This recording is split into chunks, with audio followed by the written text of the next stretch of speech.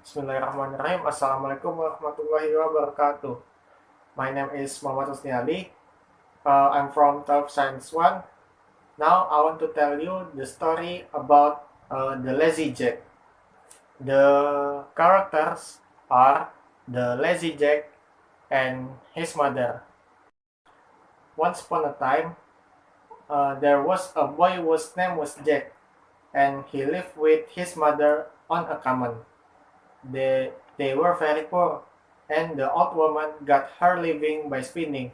But Jack was so lazy that he would do nothing but bask in the sun in the hot weather and sit by the corner of the hearth in the winter time. So they called him Lazy Jack. His mother could not get him to do anything for her, and at last told him one day that if he did not begin to work for this porridge, she would turn him out to get his living as he could. This roast Jack, and he went out and hired himself for a next day to a neighboring farmer for a penny. But as uh, as he was coming home, never having had any money before, he lost it in passing over a brook. Did you get your money from your farmers, Jack? Yes, ma'am, I did. Hand over the money. Okay. Oh, ma'am, sorry. I think I lost my money. What? You stupid boy. You should have put it in your pocket.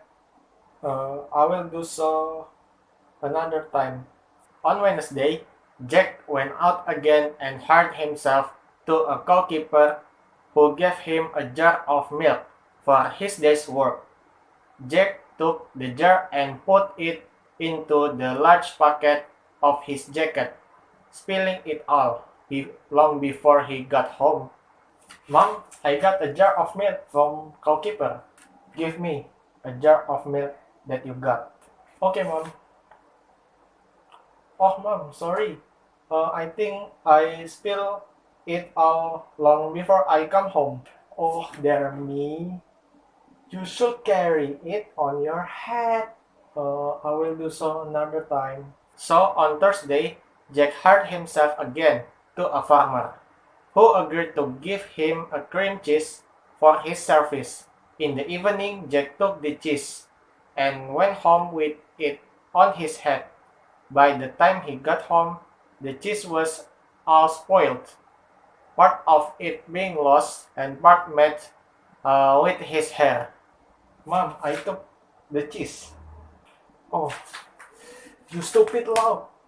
You should not carry it on your head, but you should carry it very carefully on your hands. I will do so another time. On Friday, Lazy Jack again went out and hired himself to a baker who would give him nothing for this work but the large tom cat. Jack took the cat and began carrying it very carefully in his hands. But in the short time, the cat scratched him so much that he was compelled to let it go.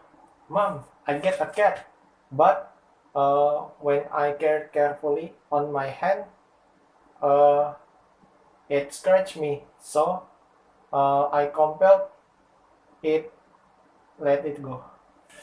You silly fellow, you should have tied it with a string and dragged it along after you.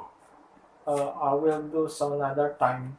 So on Saturday, Jack hired himself to a butcher, who rewarded him by the handsome present of the shoulder of mutton. Jack took the mutton, tied it to a string, and trailed it along after him in the dirt, so that by the time he had got home, the meat was completely spoiled. His mother was this time quite out of patience with him, for the next day was Sunday, and she was obliged to make do with cabbage for a dinner.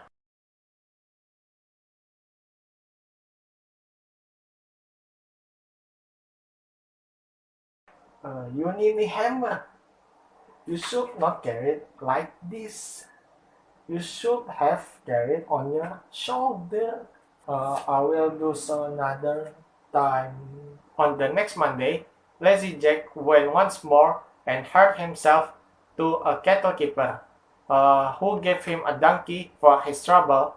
Jack found it hard to hoist the donkey on his shoulder, but at last he did it and began walking slowly home with his prize. Now, it happened that in the course of his journey, there lived a rich man with his only daughter, a beautiful girl, but deaf and dumb. No, she had never laughter in her life. And the doctor said she would never speak till somebody made her laugh. This young lady happened to be looking out of the window when Jack was passing with the donkey on his shoulder, with the legs sticking up in the air, and the sight was so comical and strange that they burst out into a great fit of laughter, and immediately recovered her speech and hearing. Her father was overjoyed and fulfilled his promise by marrying her to Lazy Jack, uh, who was thus made a rich gentleman. Uh, they lived in a large house, and Jack's mother lived with them in great happiness until she died. The end. You think I'm such a happy person.